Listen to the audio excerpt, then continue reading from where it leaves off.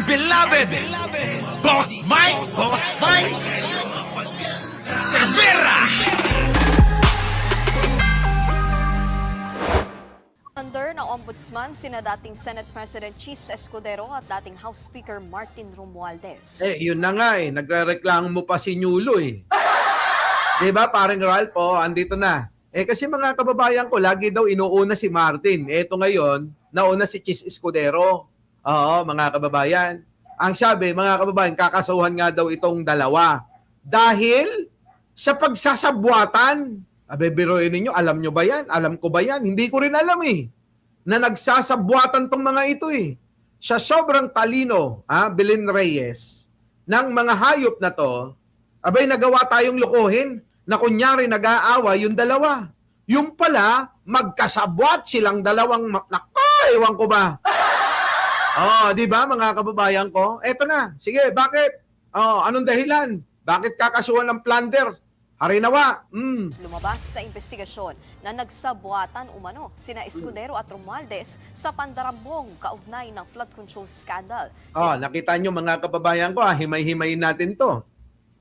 Para mas maunawaan ng mga Martinico, mga kababayan ko, ang sinabi ay ayon, lumabas sa investigasyon, Cristina Cabrera, na etong dalawang ito ay nagsabwatan daw.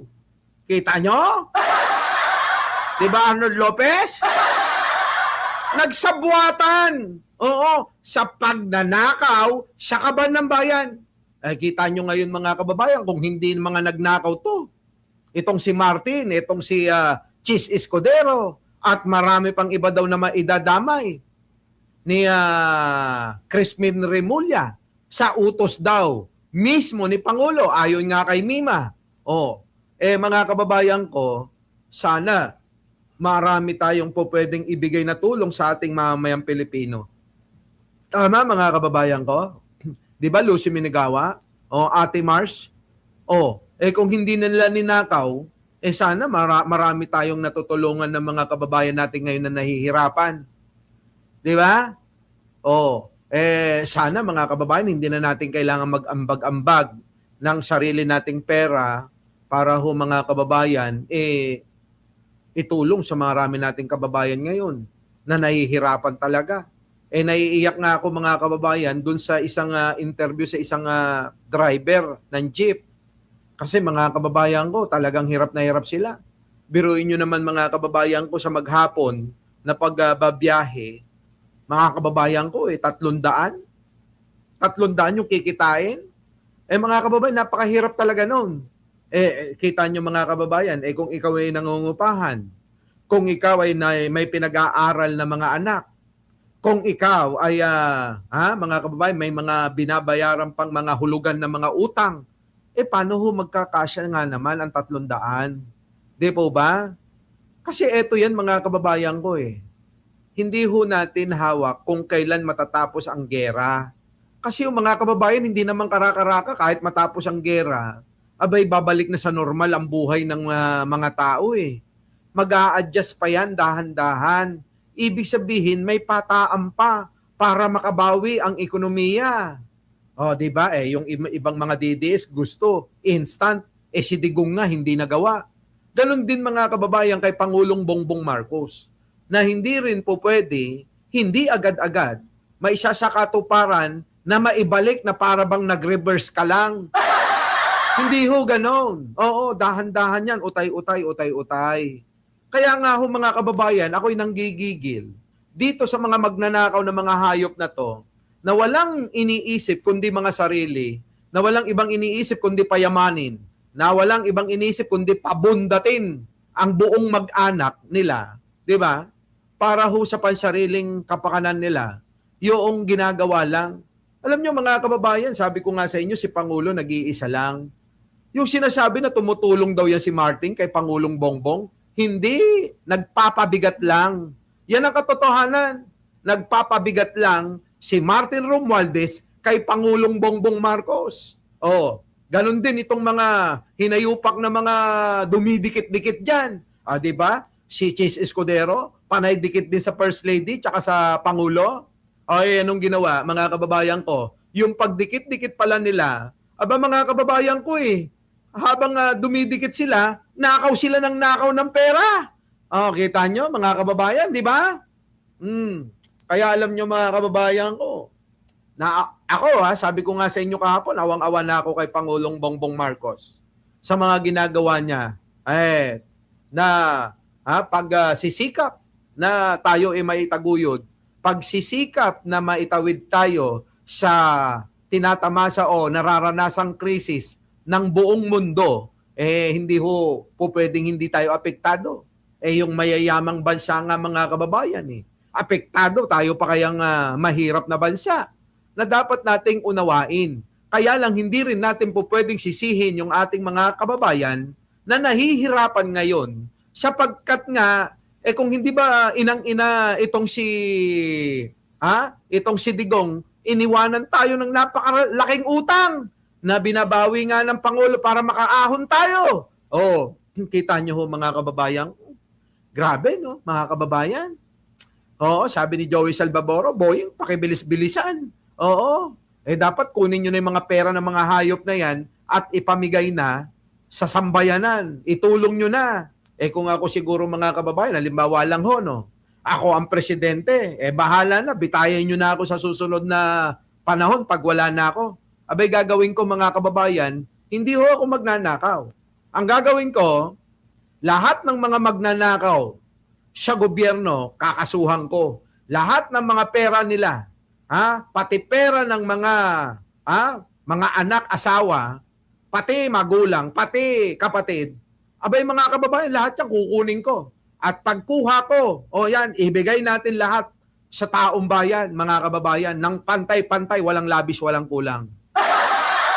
Ewan ko lang, mga kababayan, kung meron pang magnakaw. Di ba? Mga kababayan ko nakakagigil na ho Kasi hindi natin alam kung ano yung mangyayari sa kinabukasan at sa mga susunod na panahon na kailangan parang sa pamilya natin o sa sarili na lang natin ihalimbawa. Dahil hindi natin alam yung mga mangyayari sa susunod na mga panahon. Hindi ba kailangan nag-iimpok tayo na parang langgam na kapag dumating na ang unos bagyo, ang nup-nup, kunada di ayame, ano ba yung nup-nup mga kababayan? Meron pa tayong tawag na siyam-siyam. Di ba? Kapag ka dumating na ang tag-ulan, abay kahit hindi tayo lumabas ng bahay, meron tayong kakainin, meron tayong maisusubo kasi may naimpok tayo. Ganun po yun sa gobyerno. Kung wala pong naiimpok ang gobyerno na sapat sa inaakala, di ba? Sa mga hindi inaasahan, parang tayo rin uli. Halimbawa ko uli yung ating mga sarili na mga kababayan, kapag ka meron biglaan na emergency, hindi ba? Kung wala ka na mailalabas dahil hindi ka nag-ipon, dahil ubos biyaya ka, dahil hindi ka nag-iimpok para sa emergency, wala kang emergency fund, di ba mga kababayan? Mangyayari niyan, di magagalaw mo lahat ng iyong mga kabuhayan. Maaaring ikaw ay mangutang o dili kaya magsangla ng mga natitirang alahas mo o dili kaya magbenta ka ng ari-arian mo hanggang paano kung hindi pa matatapos yung problema na yan. Halimbawa, nagkasakit ka. Kung wala ka nang madudukot, mga kababayan, ano mangyayari sa'yo? Wala ka ng emergency fund, wala kang savings, wala kang insurance. Nako, mamamatay ka na lang. Nadilat ang mata. Wala akong pagkakaiba yan sa gobyerno. Ang problema ganito, mga kababayan ko. Sa isang pamilya, kasi madadagdagan ka na. Nag-iipon ang pamilya ninyo. Tapos meron kang kapatid. O kaya meron kang kasama sa bahay. Na ang ginagawa, ginugulangan yung pamilya nyo. Na imbis na tumutulong na mag-impok kayo sa pamilya nyo, ang nangyayari mga kababayan ko, hindi na nga nagbibigay ng tulong, abay gumagawa pa ng kaparaanan para mangupit ng mangupit para sa sarili niya. Sasabihin sa nanay at tatay, kay ama at kay ina, sasabihin, ama, ina, kailangan ko nang bumili ng ganito. kailangan namin sa school. No, di ba?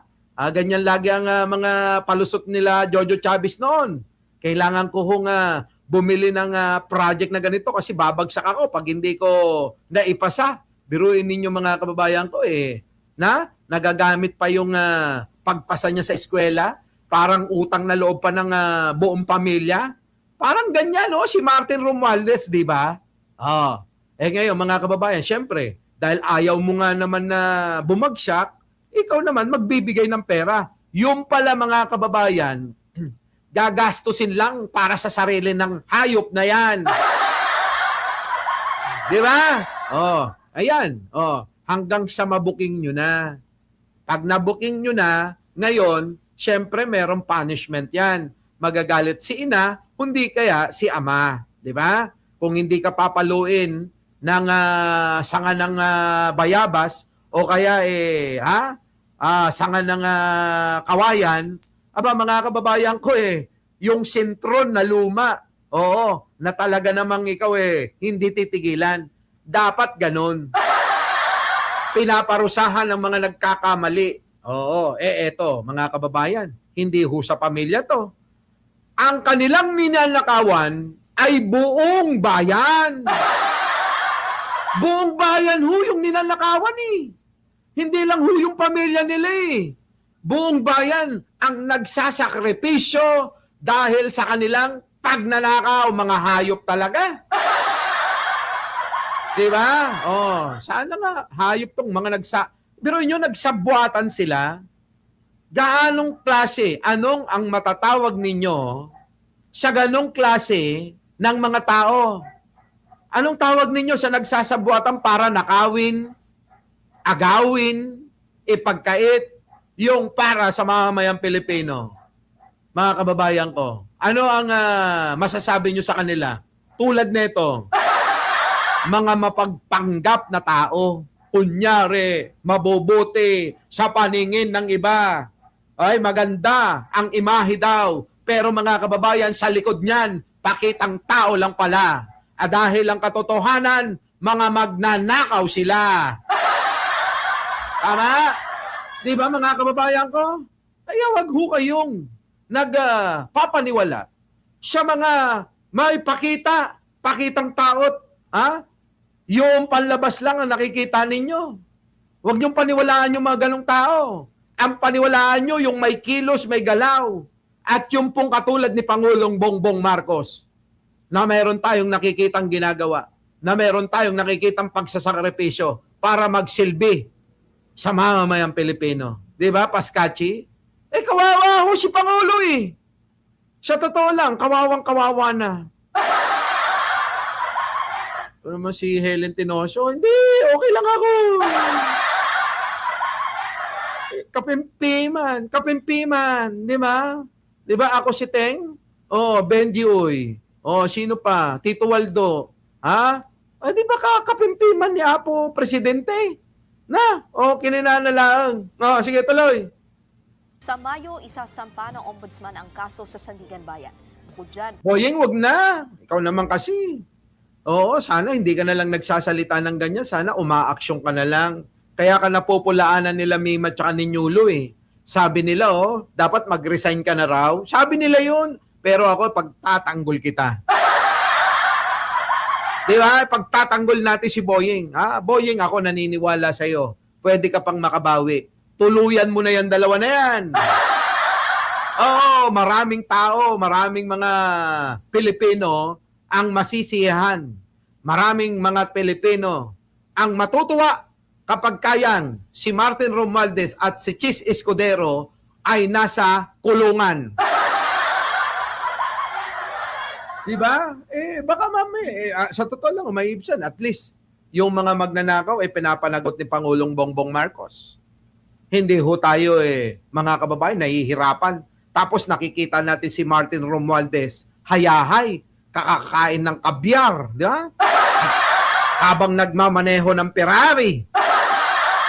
Habang lumilipad sa impapawid, sakay-sakay ng chopper at mga eroplano. Mga kababayan, di ba mga kababayan ko? Habang natutulog sa malambot na kama na nasa tabi lang sandamakmak mga kababayan na mga pagkain samantalang ang taong bayan abay walang makain. Kita nyo mga kababayan ko? Oh, 'di ba? Oo! Luxury life talaga. Parang si Norman Mangusin, ayun, nasa probinsya na.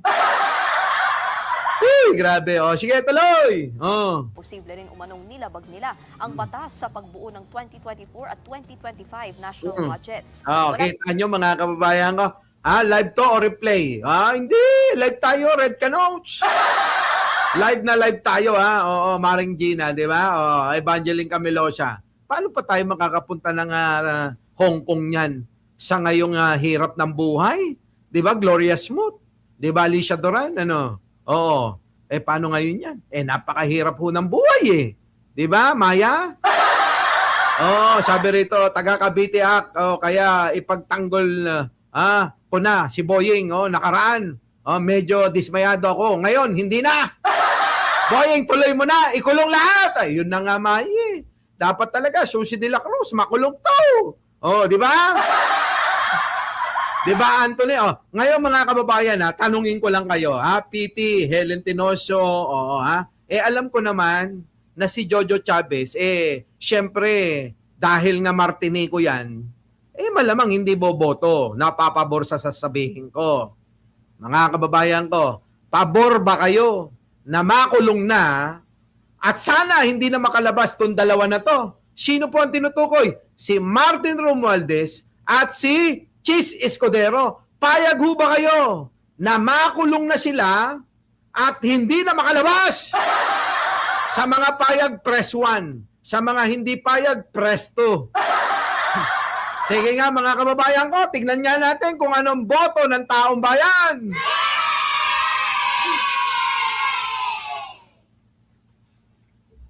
Boto! Habang tingnan ko yung boto nyo habang ako manunubig sandali. Buksan ang nakasaradong isipan mula sa silid ng karilan.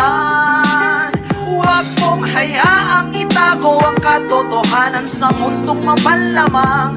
May handang tumulong sa lahat, United Warriors at nagngangalang Mike sa Del Vera.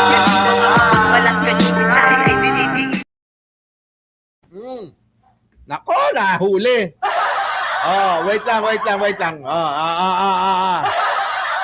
Sino ang mga bumot? Nako, kukunti na lang ang dos, mga kababayan ko. Sorry mga kababayan, boboto na rin ho ako ng syempre 1, yan, ang boto ko.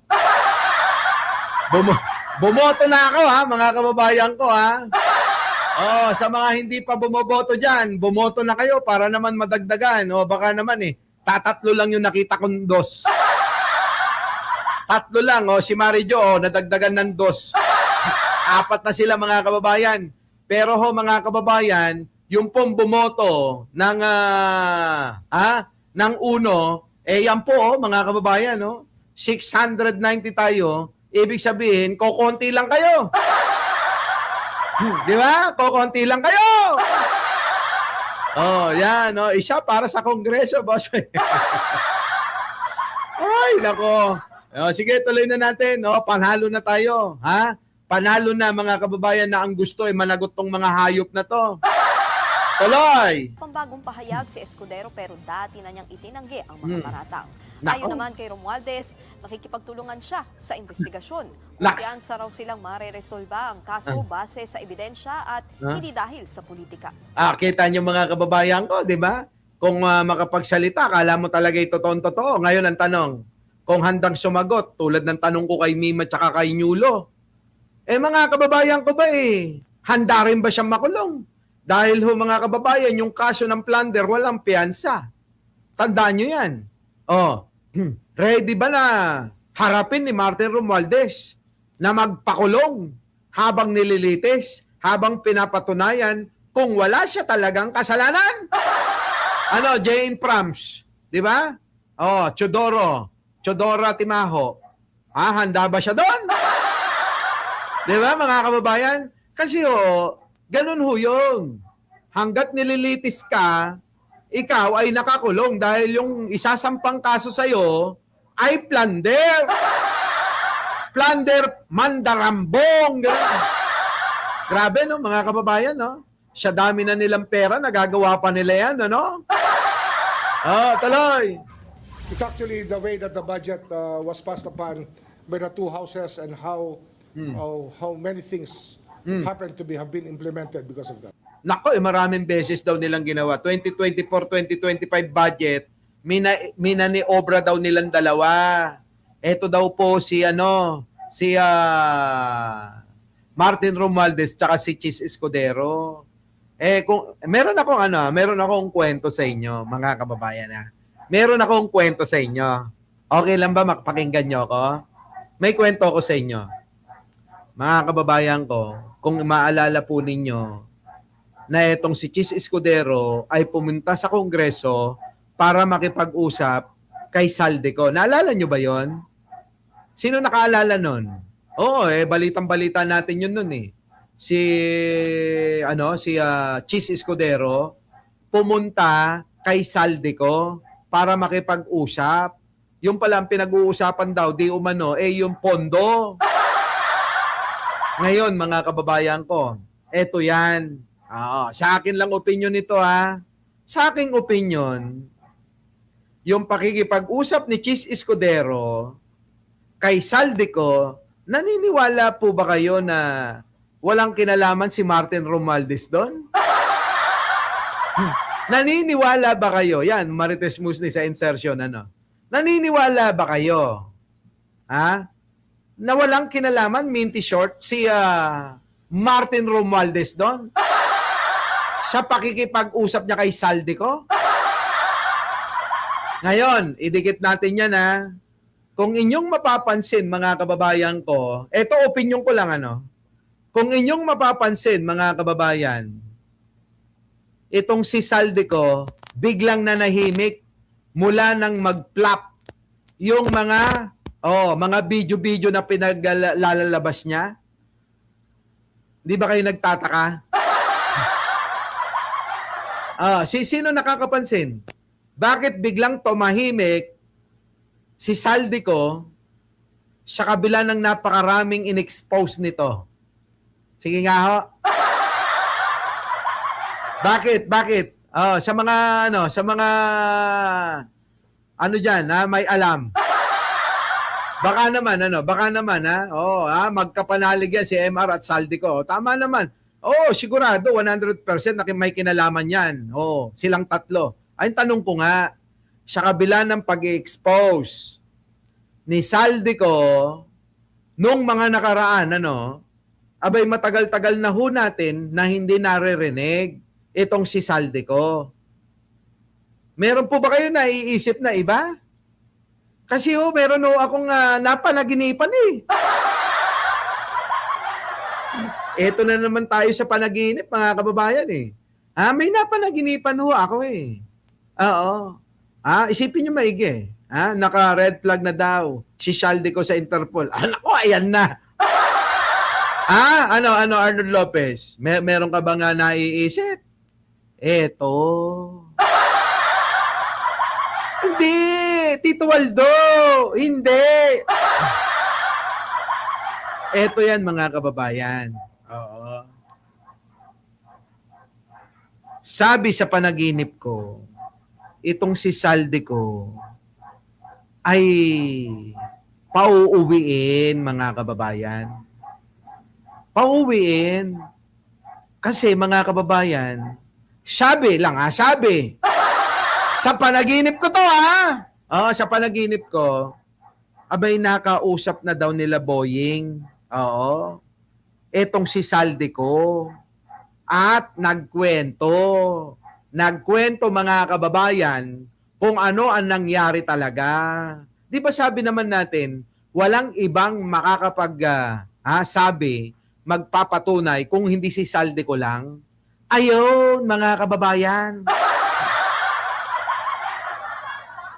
Sabi sa panaginip ko, ay Chang.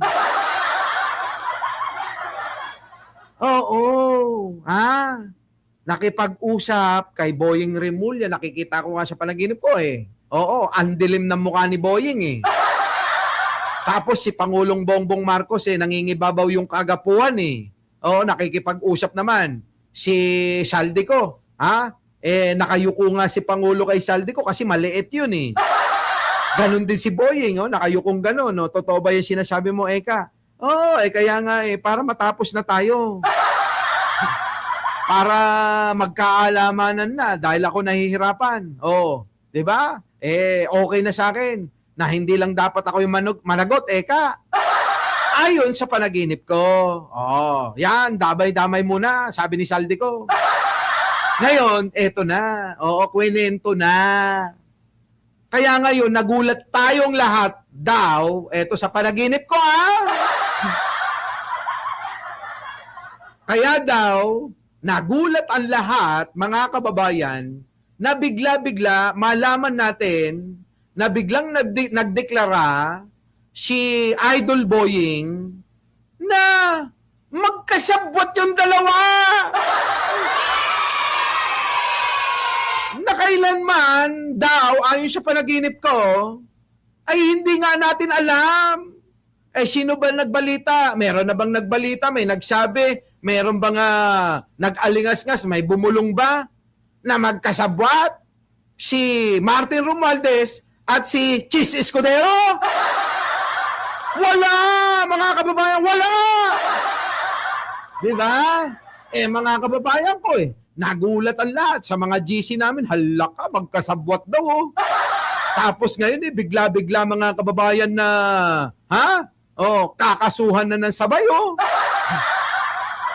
nakukuha nyo ba yung kwento ng panaginip ko? Nakukuha nyo ba yung kwento ng panaginip ko? Ayan na. Sabi sa panaginip ko, mukha daw, mukha tuloy. Uuwi na daw si Saldico. Sabi ni Saldico, uuwi ako dyan, ako na magpapatotoo. So ngayon, i-connecta nyo ito sa lagi kong sinasabi sa inyo. 'Di ba? Walang ibang makakapagpatotoo na magnanakaw, mandarambong si Martin Romualdez kung hindi po si Saldico. Tama, mali? Ayon sa panaginip ko. Napanaginipan ko. Tama, mali? Kayo na bahala. Kayo na bahalang mag-connect-connect, Miss Au. Diba? Imelda Montaneso. Yun! Our beloved Boss Mike Cervera.